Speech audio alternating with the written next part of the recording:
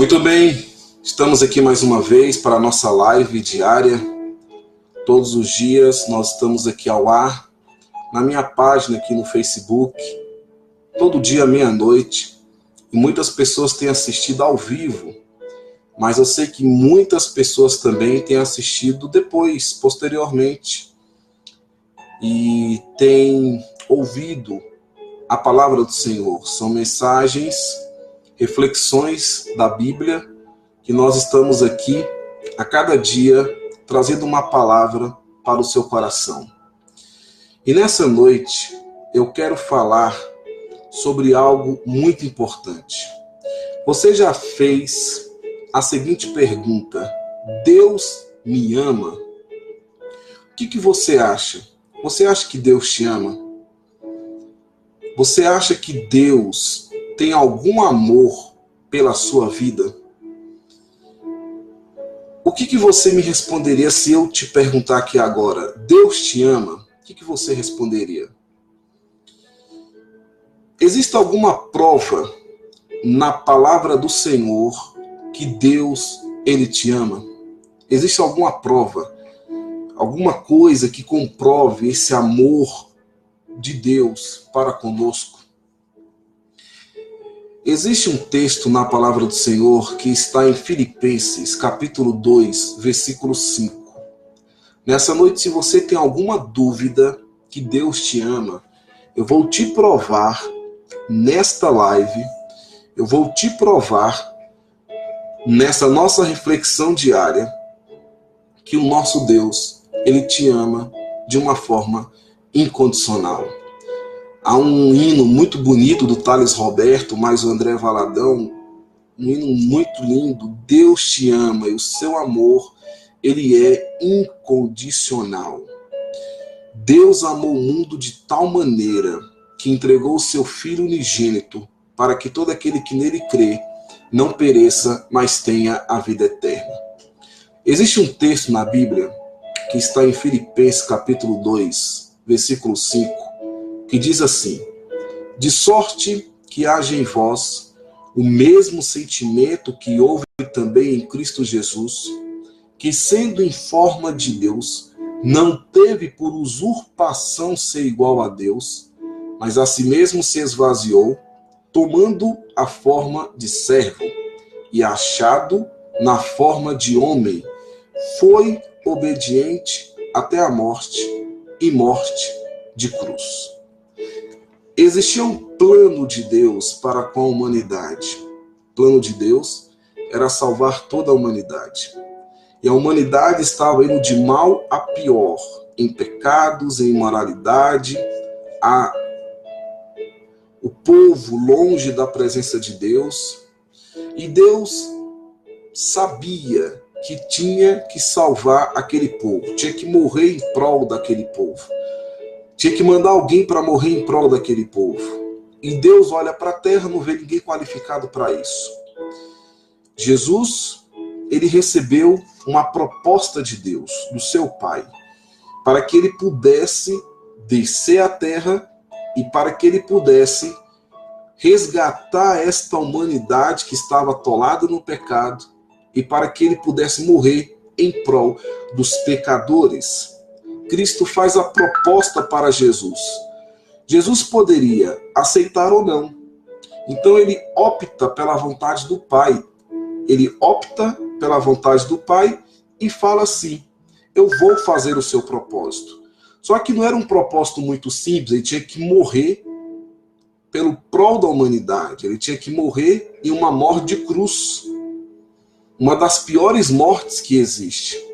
Então Jesus vem à terra, tem o nascimento de Jesus através da Virgem Maria. O Espírito Santo concebe no ventre de Maria Jesus. Jesus nasce, Jesus cresce, Jesus realiza a obra dele. E quando chega o momento tão esperado para que ele pudesse morrer em prol da humanidade. Eu quero narrar aqui, em poucas palavras, o grande sofrimento de Jesus para provar que ele te ama. Porque tudo que ele fez por amor a mim e ele fez por amor a você. Então, quando ele chega no momento crucial da sua morte, já tinha feito o seu ministério aos 30 anos, e já tinha curado, realizado milagres, prodígios, maravilhas, já tinha dado visões aos cegos, já tinha dado audição aos surdos, já tinha ressuscitado mortos, ele reconhece que chega um momento tão esperado, porque ele veio para morrer em prol da humanidade. Diz a Bíblia, então, que ele vai para um jardim chamado Getsêmani. E a Bíblia diz que ele está tão angustiado, a Bíblia diz, que ele, então, começa a orar. Ele começa a clamar a Deus. Ele começa a buscar ao Senhor. E ele fala para os discípulos, ficai aqui, porque eu vou ali orar, porque a minha alma está profundamente triste até a morte. Ficai aqui e vigiai. O evangelista Lucas fala que o suor de Jesus, ele se transformou em gotas de sangue. Existe um estudo comprovado, um estudo até por vários médicos, que fala que esse fenômeno tem um nome, se chama hematrinose, onde os vasos sanguíneos se dilatam, se rompem, e o suor da pessoa pode se transformar em gotas de sangue. Diz os estudos que a pele da pessoa fica como se tivesse em pele viva, em carne viva, sensível. E a Bíblia diz que o suor de Jesus, que se transformou em sangue, escorria até ao chão. Então Jesus ficou ensanguentado naquele jardim de Getsêmani. Ele estava angustiado e ele fala assim, Abba Pai. Essa expressão é papai. Ele fala papai, Abba Pai. E ele fala, Pai, tudo te é possível, passa de mim este cálice. Contudo, não seja o que eu quero, e sim o que tu queres. Ele não estava fugindo da raia, não. Ele já sabia que ia morrer, já sabia que ia passar pelo sofrimento da crucificação, mas naquele momento ele talvez pensasse que Deus poderia ter um outro plano. Ele sabia que o que ele ia encarar era algo terrível. Ele fala, Abba, Pai, papai. Eu sei que tudo para ti é possível, mas se for possível, passa de mim este cálice. Contudo, que não seja feita a minha vontade, mas que seja feita a tua vontade. Tudo isso ele estava fazendo por amor de mim e por amor a você. A Bíblia diz então que ele estava ali clamando ao Senhor, buscando a Deus, intercedendo, o coração angustiado, a alma triste, a alma abatida, e de repente Jesus, logo após ele levanta e aproxima quem? O traidor. Judas havia vendido a Jesus por 30 moedas de prata. E a Bíblia diz então que ele tinha dado uma senha, quem eu beijar pode prender. Era uma saudação comum naquele tempo. E ele foi ali, próximo de Jesus, deu um beijinho em sua face e os guardas pegaram Jesus. E levaram Jesus, então, para o Sinédrio. Diz a Bíblia que o sumo sacerdote perguntou para Jesus, ele nada respondia. Jesus, então, ele foi para perante Pilatos. E a Bíblia diz que ele foi, então, crucificado. Pegaram uma coroa de espinhos, colocaram na cabeça de Jesus. A Bíblia diz que pegaram esta coroa de espinhos e bateram com caniço, está aqui no versículo 19, davam-lhe na cabeça com caniço, cuspiram nele e pondo-se de joelhos, pegava a coroa de espinho e batia na coroa de espinho, de forma que os cravos da coroa de espinho descia aqui, no crânio de Jesus. Aqueles espinhos furava o couro cabeludo de Jesus. E aqueles espinhos entrou aqui no couro cabeludo de Jesus. E aquela dor terrível, aquela dor horrível, aquela coroa ficou fixada ali na cabeça de Jesus. Jesus levou 39 chicotadas. Esse chicote, ele tinha na ponta dessas correias pedaços de ossos pontiagudos. Alguns estudiosos dizem que tinha pedaços de chumbo na ponta desse chicote. E quando pegava ali nas costas de Jesus, saíam pedaços de carne viva. das costas de Jesus. Pedaços de carne viva das costas de Jesus. Coroa de espinho.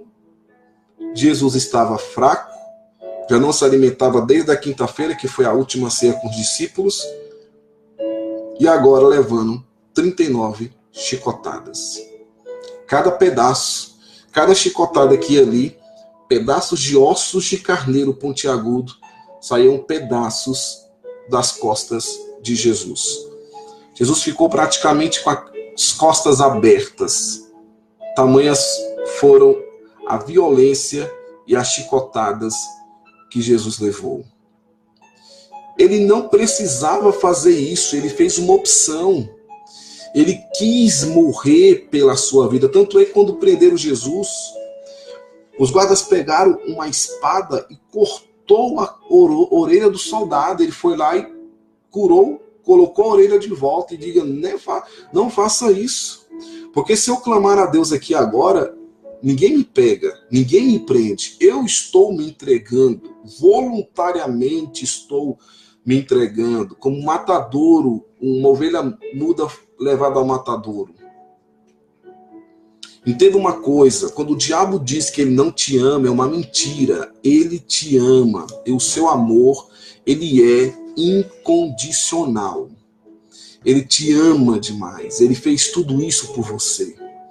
Diz a Bíblia, irmãos, diz a Bíblia que ele levou as chicotadas. Diz a palavra do Senhor que havia uma certa tradição. Tinha um homem que tinha cometido um homicídio chamado Barrabás. E Pilatos ainda tentou salvar Jesus, porque sabia que ele não tinha acontecido, que ele não tinha feito nada. E Pilatos falou assim, eu vou tentar aqui algo que é na lei, dentro da legalidade, eu vou tentar livrar Jesus. Chegou diante da multidão e falou assim, olha, quem queres que eu vos solte? Jesus ou Barrabás? Quem queres que eu crucifique? E todo mundo gritava, crucifica Jesus. E Pilatos perguntou, que mal fez este homem? E eles gritavam mais alto, crucifica Jesus, soltai Barrabás. Diz a Bíblia que ele manda soltar Barrabás, e Jesus então é crucificado. Coloca uma parte da cruz, porque a parte vertical da cruz já ficava enfincada.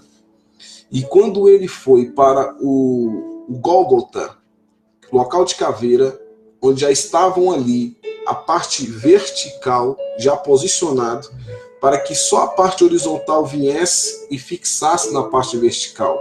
Só essa parte horizontal pesava 50 quilos, segundo estudos. Então Jesus com essa parte 50 quilos, levando aqui nas costas, 50 quilos, com as costas toda aberta, com a coroa de espinho aqui em sua cabeça, e ele carregando aquela cruz, e as pessoas dando chicotadas, as pessoas ridicularizando, rindo de Jesus, cuspindo em Jesus, dando pontapés em Jesus. Só é você assistir o filme do Mel Gibson. Eu esqueci agora o nome do filme. O filme do Mel Gibson que fala de Jesus, eu esqueci agora. Trata muito bem disso, como que foi, ou vários outros filmes que falam sobre a crucificação de Jesus. A Paixão de Cristo, lembrei. A Paixão de Cristo, do Mel Gibson, que ele fez esse filme e ali mostrou de forma bem detalhada a parte do flagelo, a parte da crucificação. Tudo isso ele fez por mim, tudo isso ele fez por você. Quando chegou ali, colocaram Jesus naquela cruz. A parte vertical já estava ali. Subiram Jesus pelas cordas já na parte horizontal.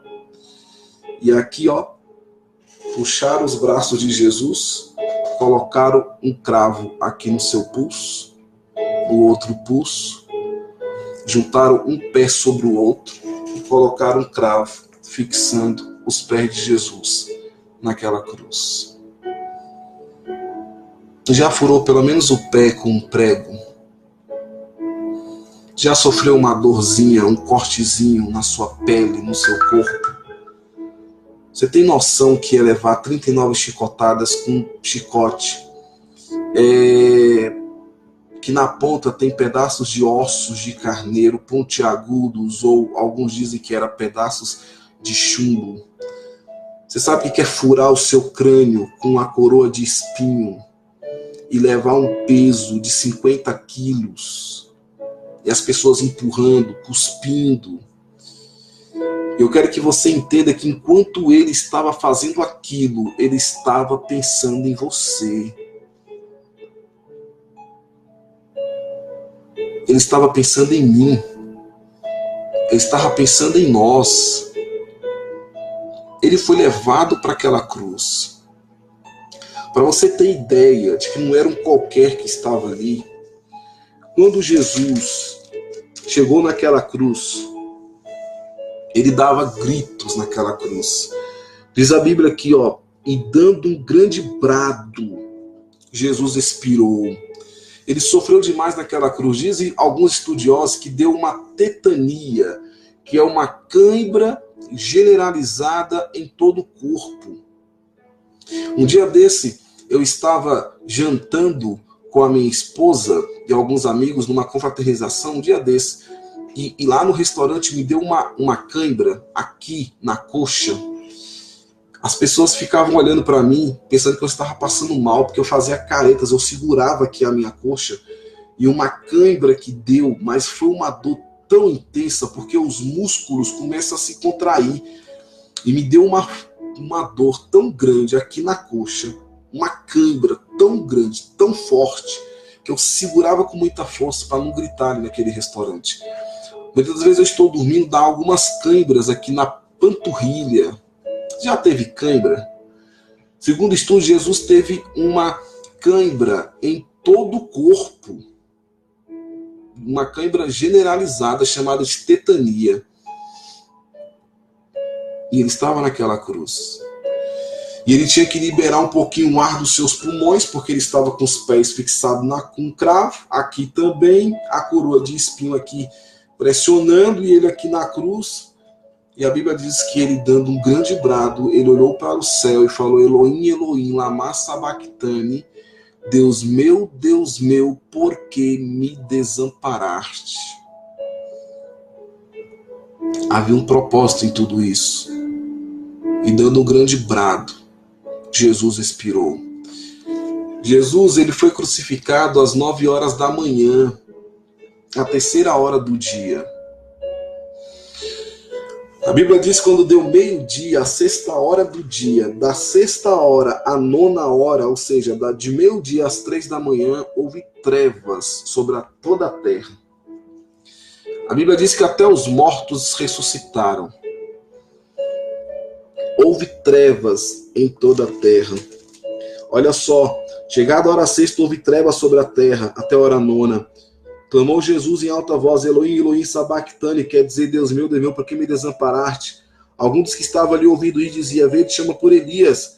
E um deles correu e bebedou uma esponja em vinagre, e pondo na ponta de um caniço, deu-lhe de beber. Mas Jesus, dando um grande brado, expirou. O véu do santuário rasgou em 2 partes.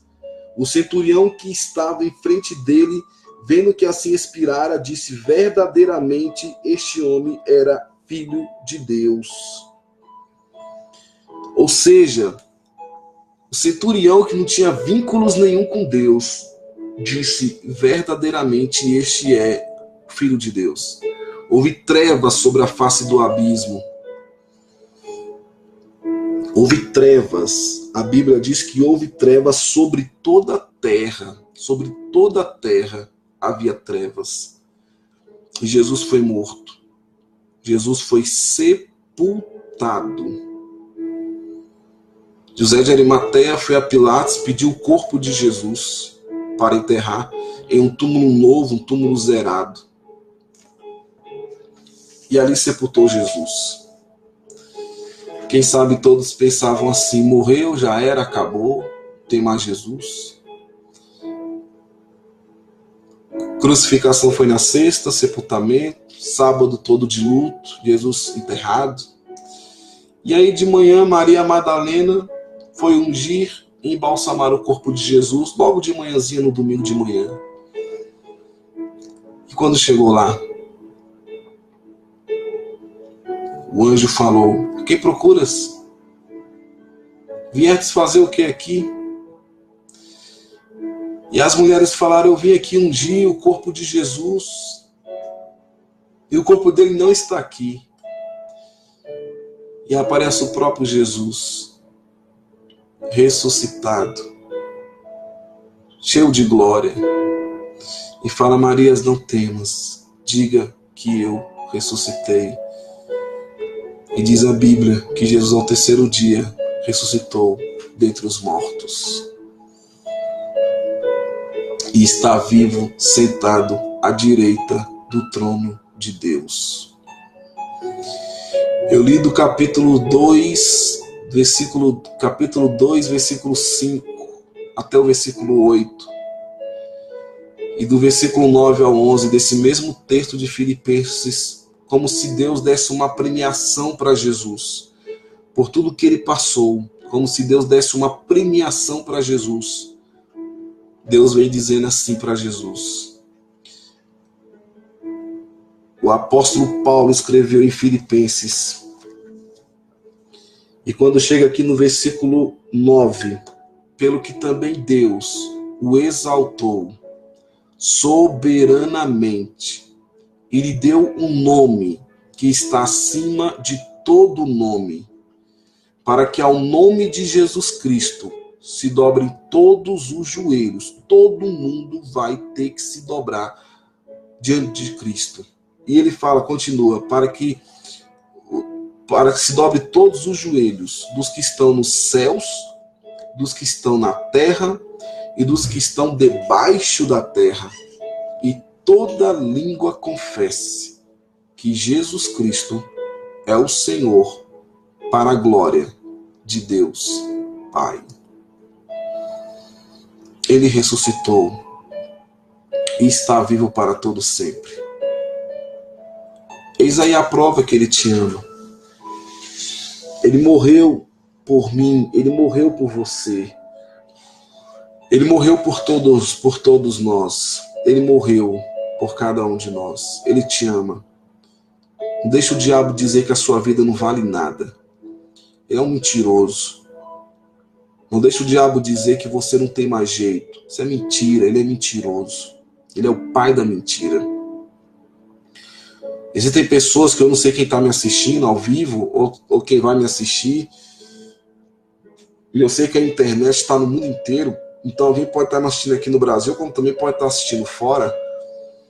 E de repente, não sei se o diabo tem dito para você: se mate. Acaba logo com isso. Tire sua vida. Não tem mais jeito mesmo. Ninguém olha para você. Você está jogado, está largado. Ninguém te ama. Ninguém te quer. Você é um zero à esquerda. Você não presta para nada. Você não vale nada. Você não tem valor nenhum. Tudo mentira, mentira, mentira. Tudo é mentira. Conversa. Deus te ama. Deus te ama. Mesmo sendo pecador que você é, mesmo sendo pecador que eu sou, mesmo fazendo coisas que desagradam a Deus, como você faz e eu faço, sabemos que Deus me ama a si mesmo. Ele quer nos perdoar. Ele quer nos perdoar.